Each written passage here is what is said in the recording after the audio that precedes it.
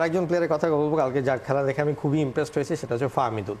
ফাহমিদুল কারণটা হচ্ছে যে ফাহমিদুল যে এক্স্যাক্টলি কোনো কিছু মানে করতে পেরেছে ওরকম ভাবে ইম্প্যাক্টফুল ওটা না।